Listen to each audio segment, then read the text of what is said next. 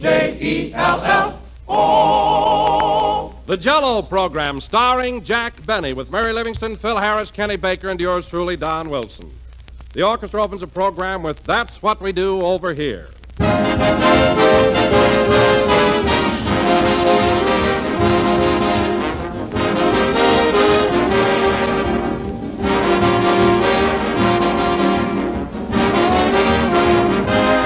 The Sons of the American Legion, Squadron Number 241 in Philadelphia, gave an officers' dinner a short time ago, and they sent us one of their menus. Well, here's what topped off the meal. Dessert a la Jack Benny. Yes, sir, you've guessed it, that was Jello. A swell combination of orange, lemon, and lime with that real extra-rich fruit flavor, and covered with whipped cream. Judging from the reports, it made a great hit. And after all, that's not so very surprising because everybody enjoys those 6 delicious extra-rich flavors, as tempting and refreshing and satisfying as the real ripe fruit itself. And the Jello's 6 glowing colors are so bright and gay, they give a festive air to any meal. So when you want a dessert the family is sure to welcome, look for those big red letters on the box. They spell Jello, and Jello spells a treat.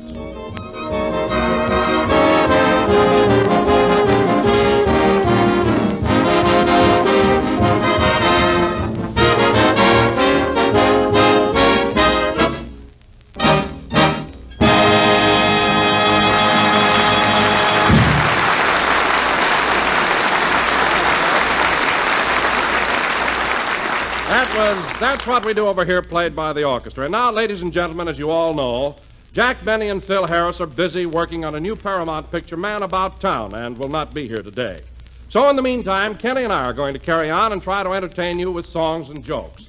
And I'm sure that we'll all have a good time. Now, first, ladies and gentlemen, I got a sweet little headache. I was out late last night. I've been out celebrating since Joe Lewis won that fight. Rochester. I got a sweet little headache. Rochester, cut that out. This dressing room is no place for a serenade. And furthermore, I wish you'd help me get dressed. I'm chilly standing here in my underwear. You shouldn't be. It's long enough. Rochester, the only reason I'm wearing this kind of underwear is to fill my legs out. So no comments. What are you going to wear today, boss?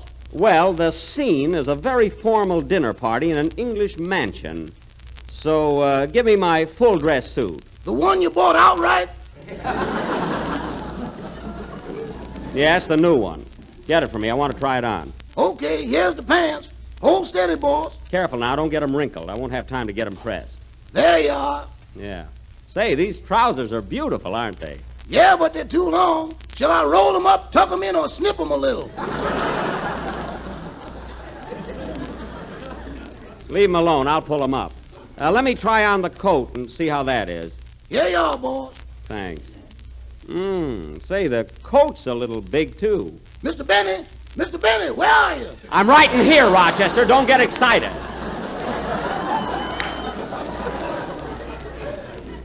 Pull the collar down and give me some air. It'll be all right. Doggone it, I need a back collar button. I forgot to bring some.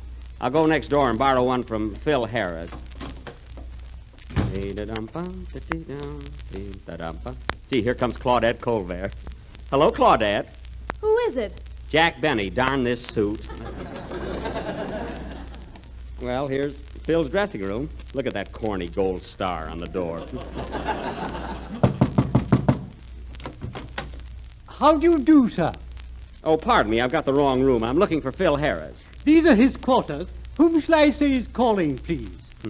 Jack Benny. I came to borrow a collar button. I'm very sorry, sir. I can't disturb Mr. Harris. He's in a mood.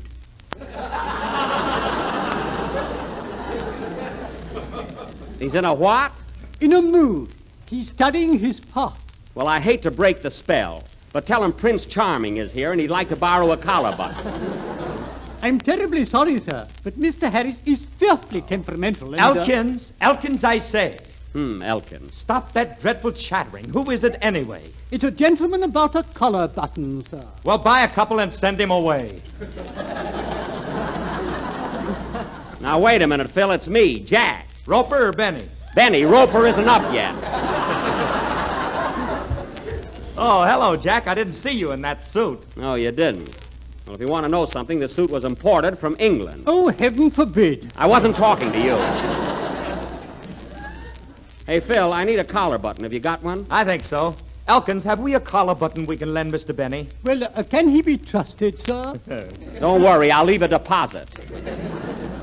Say, Phil, this is a lovely dressing room. Well, gee whiz, have you got a shower bath? I sure have. Well, that's very ritzy, Phil. I don't know how you rate this. Tea is served, Mr. Harris. Thanks, Elkins. I'm famished. Tea? My goodness, what are those, crumpets? No, that's corn pone. Mr. Harris. I say, Mr. Harris dotes on it. That I can understand. Tea and corn pone. What a combination. Mr. Benny, will you have your tea in a cup or in a saucer? Just bring it. How I drink it is my own business.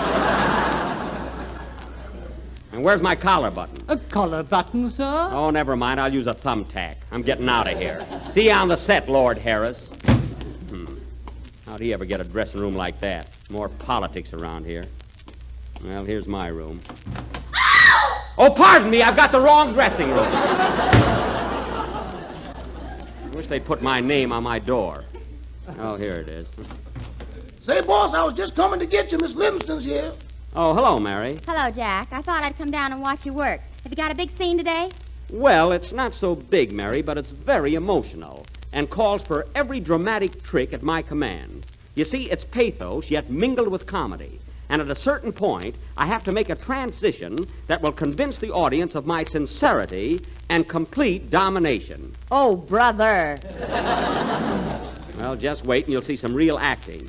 Say, Mary, how do you like my new full-dress suit? I'm kind of dolled up, ain't I? Yeah, top hat, white tie, and tent. Well, I'll grant you the suit is a little roomy, but I like freedom in my clothes. Well, you certainly got it. You could ring the Liberty Bell in there. That's a good one, Miss Livingston. You stay out of this, N-man. Anyway, I got other things on my mind. I just came from Phil's dressing room, and I don't know why Paramount gives him a better one than mine. Why, there's no comparison. Oh, it's your own fault, Jack. Why don't you fight for things once in a while? This room is terrible. Yeah, I'm ashamed to invite my friends here. Well, that's too bad. I'm just worried sick about that. Why, there isn't a chair in the room with over 3 legs. And look at that big hole in the floor. That hole? Well, I'm really to blame for that. We thought there was oil under here. All right, Rochester, just for telling, I'm going to kick you right out of the syndicate. But you're right, Mary. I'm going to do something about this. Rochester, get Mr. Hornblow on the phone. Okay, boss. Give me a nickel. Here. And that's another thing. Everybody else has a free telephone. This thing has gone just about far enough. Oh, you're always talking, but you never do anything. I don't, eh? I'll find out in a minute just how I stand around here. I can tell you now and save you a nickel. Is that so? Here you are, boss. Give me that phone. Hello, Mr. Hornblow. This is Jack Benny. Yes, it's me again. Now, look, Mr. Hornblow, I've been at Paramount for a long time, and I think I ought to have a new dressing room. I know, but how come Phil Harris has a shower bath, and I have to wash in the fire bucket? Why, twice this week, the brigade snatched it right from under me. I know, but Phil Harris, but... Here we go again, folks. Quiet. What? But look, Mr. Hornblow, I don't want to stay in this dressing room. I haven't got anything to sit on. Oh, that's very funny.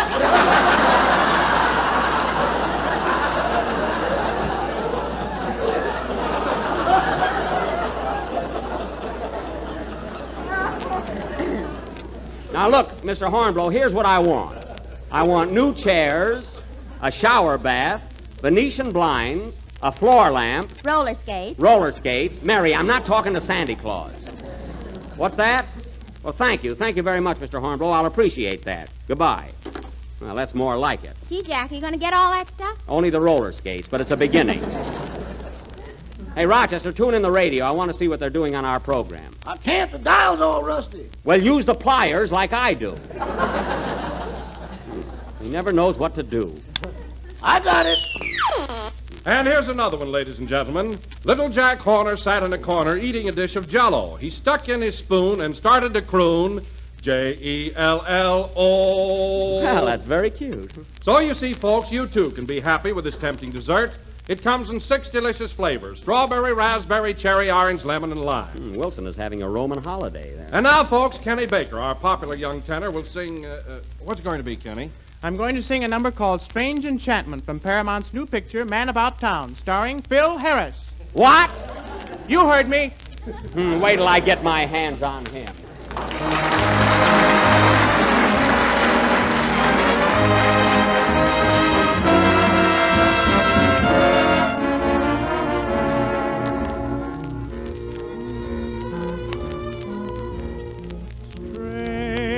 Enchantment fills the moonrise.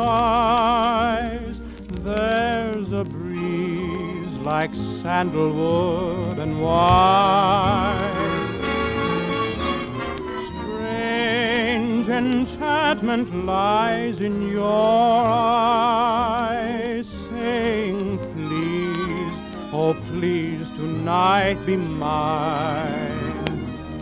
When the moon has gone in the blue dawn, and we go wandering apart,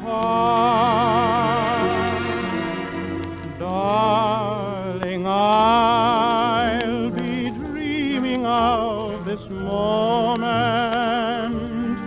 with a strange enchantment in my heart.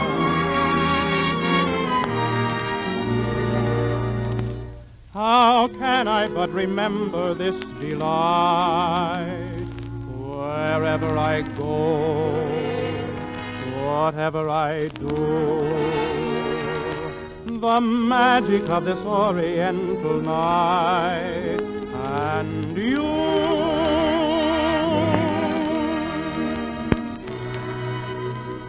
Strange enchantment fills the moonrise. There's a breeze like sandalwood and wine.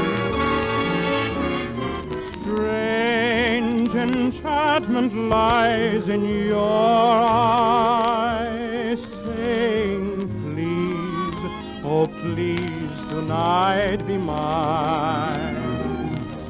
When the moon has gone in the blue dawn, and we go wandering apart, darling, I'll be dreaming of this moment with a strange enchantment in my heart.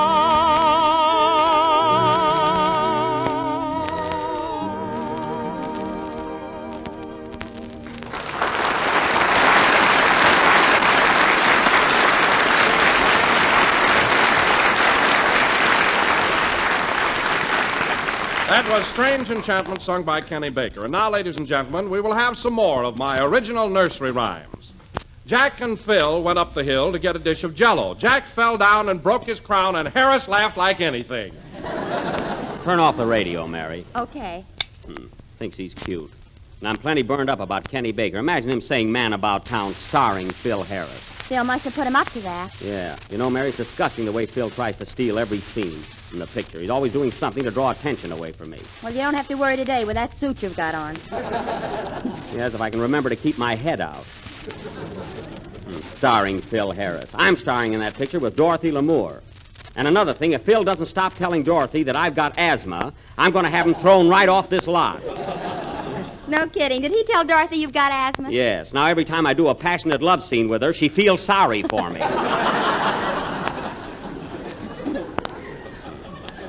I'll get even with that guy. Hey, boss, here's your makeup man. My makeup man? Oh, yes. Hello, Twinkle. Hello, Mr. Benny. Are we ready for our daily tussle with Father Time?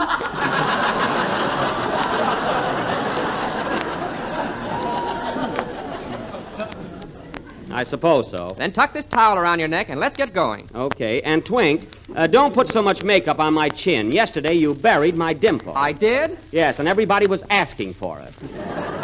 So be careful. Say, Jack, don't you think you ought to darken your hair a little bit at the temples? Mary, I'm not ashamed of the color of my hair. I'm prematurely gray. You've been saying that for 35 years. Well, I was frightened when I was a baby.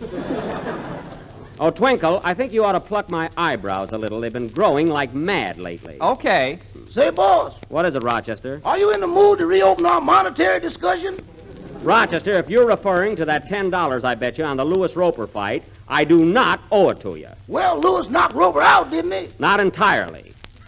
Roper went down, but he started to get up. Man, can't you tell the difference between getting up and bouncing?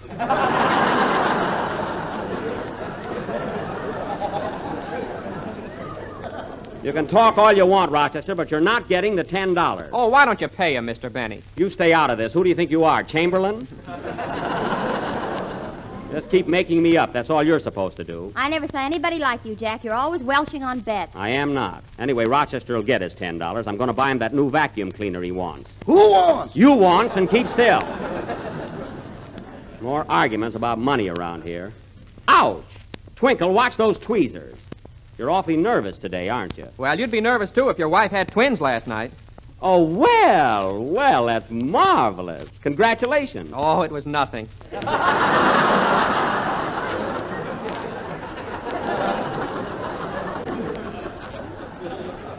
Well, that is news. Huh?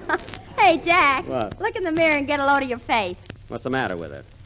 Oh, well, I'll be darned. Twinkle, what did you do before you became a makeup man? I used to decorate chinaware. Well, take those rosebuds off my cheeks. I'm not a teacup. Why don't you concentrate on what you're doing, Twinkle? See, my face is a mess. What are you laughing at? Twinkle stinkles. That's what I say. Hiya, Jack. Hello, Mary. Hello, Kenny. Oh, it's you, Kenny. Why aren't you at NBC with Don? Oh, I got tired of his old nursery rhymes, so I thought I'd come and watch you shoot a scene. Is it all right? Sure, Kenny, but how'd you get through the gate? I told him I was your business manager. Oh, fine. So now you're my business manager. Mr. Baker, can I have a word with you? Rochester, forget about that $10. My goodness. Say, Jack, are you going to shoot a big scene today? Well, it's not so big, Kenny, but it's very emotional and calls for every dramatic trick at my command. You see, it's pathos yet mingled with comedy. And at a certain point, I have to make a transition that will convince the audience of my sincerity and complete domination. Yes, sir. See, this is a crummy dressing room. Kenny asked me a question, so I answered it. Incidentally, I heard that announcement you made of your song. What about it? You know what? I'm the star of the picture, not Phil Harris. Well, he told me you were playing the part of a janitor. Oh, he did, eh? Well, it so happens that I'm a lover in this picture, and I'm talking to Dorothy Lamour all the time. Bet you're leaning on a broom. Broom nothing. I'm carrying a cane. A beautiful ebony cane with a silver handle on one end. And a nail on the other. I knew you were going to say that. I knew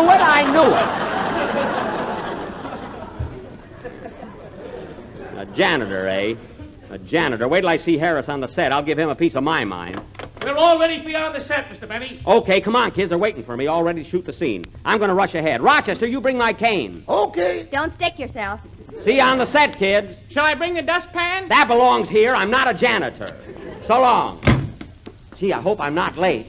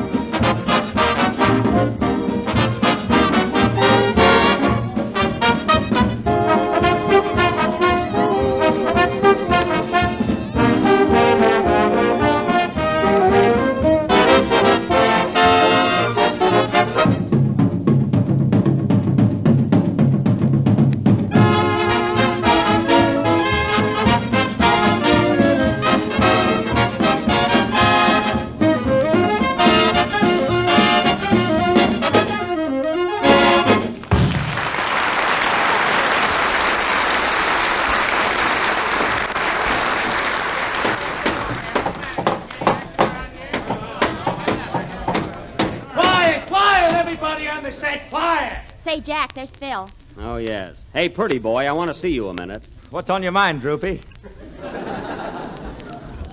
Listen, Phil, did you tell Kenny that I was playing the part of a janitor in this picture? Yeah, but I just did that for a rib. That's all I want to know. You and I are through, Phil. I don't want to talk to you again. Now, wait a minute, Jack. It was just a gag. Who'd ever believe you were playing the part of a janitor? Plenty of people.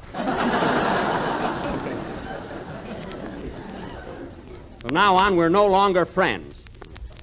Come on, Mary. I want to talk to Mr. Sandridge, the director. Where's Kenny? Over there on Dorothy Lamore's lap. Oh, yes. And there's Edward Arnold. Look, there's Benny Barnes, too. She's beautiful, isn't she? Oh, you think every blonde is beautiful. I do not. Name one. Nelson Eddy. So there. The blonde, if I ever saw one. Anyway, I think Benny Barnes is simply gorgeous. Hello, Benny. Hello, Benny. Gee, very witty, too. Hey, Rochester! Rochester! Quiet, quiet on the set. That assistant director's always showing off. You can't even say boo around here. Boo. Hey, you quiet. See? What a fresh guy. Did you call me, boss? Yes, where were you? I was over in the corner acclimating Mr. Harris's butler. I'm teaching him Central Avenue ping pong. Rochester, I told you not to bring those dice to this studio. Now throw them out. Not unless somebody fades me. Don't be so stubborn. Hey, Jack, look at Kenny. Where? Now he's on Benny Barnes's lap. See, that kid sure gets around. Kenny, come here. Okay. Hey, you quiet on the set. Darn that guy. Look, Mary, here comes Mark Sandridge, the director. Hello, Jack. Hello, Mr. Sandridge. Say, I'd like you to meet Mary Livingston. Oh, how do you do, Miss Livingston? I'm glad to see you. Then why don't you smile? Mary. And Mr. Sandridge, this is Kenny Baker. Hello. Well, young man, are you having a good time here on the set? Am I? I'm going to my third lap now. You'll stay right here with us. Well, Jack, we're about ready to rehearse the scene in Lady Trembley's drawing room. Oh, then Miss Barnes and Miss Lamour aren't working today, huh? No, they just came for the laughs. Oh. And incidentally, Jack, when you shoot the scene today, don't look right into the camera. You're not posing for a tintype. Okay, I'll be careful. Well, let's get started. Lady Tremblay, Theodore, and Milford. Mary, Phil is Theodore and I'm Milford. I got a better name than he did. All right, let's have one rehearsal, and then we'll shoot it. Why rehearse? I know my part. Quiet, quiet on the set. Oh, shut up. That guy drives me nuts. Quiet.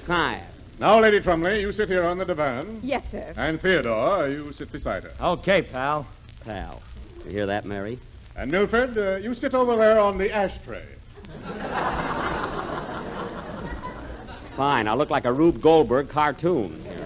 Great place to sit. All right, let's start the scene. Everybody ready? I'm ready. Let's go. Take it, Phil.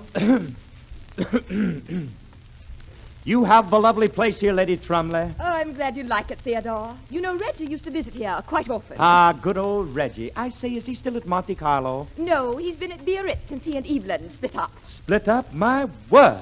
But then Reggie always was a bounder. No, I think it was Evelyn's fault. She's a terribly stuffy person. Nonsense, my dear. Reggie's a cad, and you know it. Oh, how can you say that?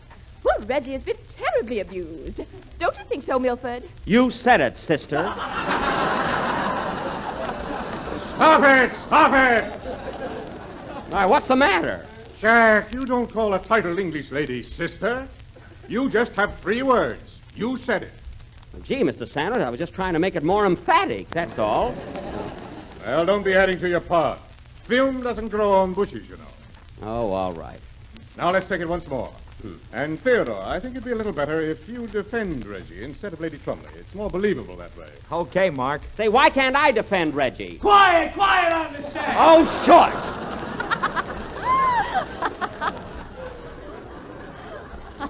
Say a word here, anybody. Oh, get out of here, Mary. Stop laughing. Now let's run through it once more. Remember the change? Okay, let's go. You have a lovely place here, Lady Tremblay. I'm glad you like it, Theodore. You know, Reggie used to visit here quite often. Jack! My throat was dry, for goodness sake. Good old Reggie. I say, is he still at Monte Carlo? Oh, no, he's been at Biarritz since he and Evelyn split up. Split up? My word! Jeepers creepers. Jack, what's the matter with you? Well, I want to say something. I'm an actor, not a sphinx. Now, you've got enough to do, so be satisfied. Continue, Lady Tremblay. I don't blame Evelyn. Reggie always was a bounder. No, I think it was Evelyn's fault. She's a terribly stuffy person. Nonsense, my dear. Reggie's a cad, and you know it. Oh, how can you say that? Poor Reggie's been a terribly abused boy. Don't you think so, Milford? Poof.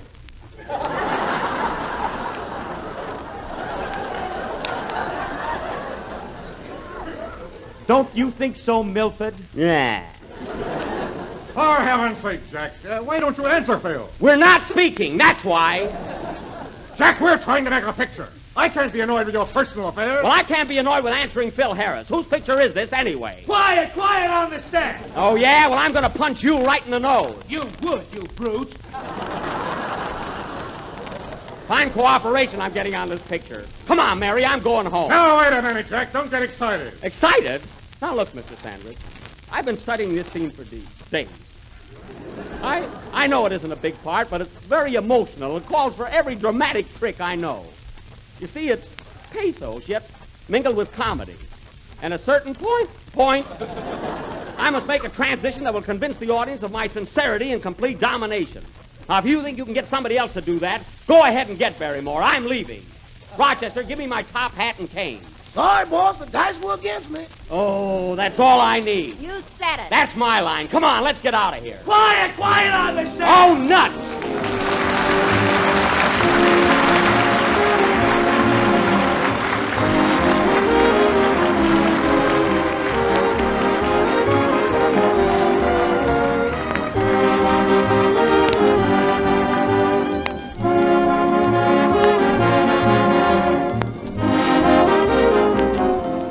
I'll bet that all of you women have said to yourselves, I don't believe there is anything new to have for dessert.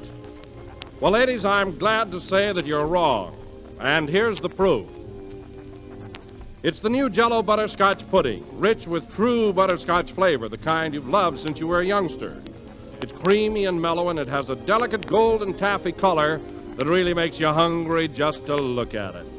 Jello butterscotch pudding has that old-fashioned homemade goodness, a marvelous flavor and texture. Why, it all but melts right in your mouth. Then try Jello chocolate pudding, rich and smooth and real chocolatey, the kind your family loves. And Jello vanilla pudding, delicate and creamy, so tempting to look at that you know that you have a real treat. All three new Jello puddings are made with fine, wholesome ingredients. They're quick and easy to prepare. You'll find the simple directions on every package. Why don't you buy 3 packages at a time? Ask your grocer tomorrow for Jello butterscotch, chocolate, and vanilla pudding, the real homemade kind.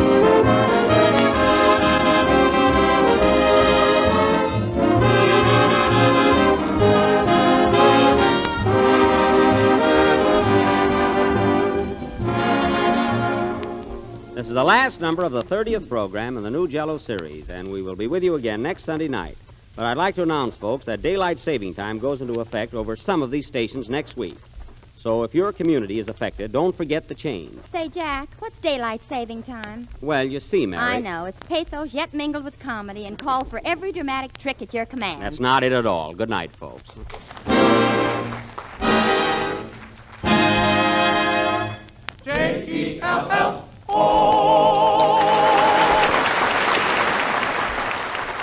Next week, daylight saving time goes into effect in many places. With this result, there will be a change in time for this program on some of these same stations. Consult your local newspaper for the time on your station. Kenny Baker appears on the Jello program through courtesy of Mervyn LeRoy Productions. The part of Mark Sandwich was played tonight by Russell Hicks. This is the National Broadcasting Company.